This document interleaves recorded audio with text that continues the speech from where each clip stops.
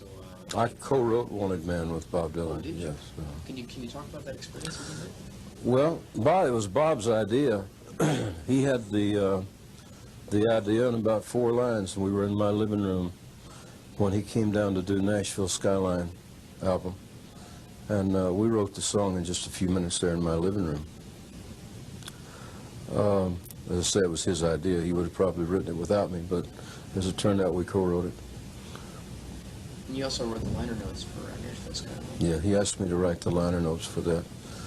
And the title for the album came about in a strange way. We were driving to Nashville together from my house, and we were about 5 miles out of Nashville.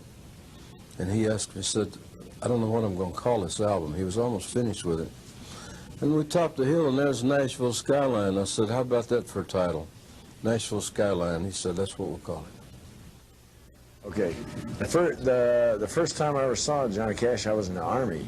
I had gone to Nashville on leave, and in fact, I was in uniform. Mary John Wilkin took me down on the Saturday night to see the Opry, and he was backstage there, and he was the most exciting looking performer I guess I'd ever seen. He looked real dangerous at the time, about 100 pounds lighter than he is now, and he looked like a driven, tortured killer of an artist. He looked almost like, like Hank Williams or something up there.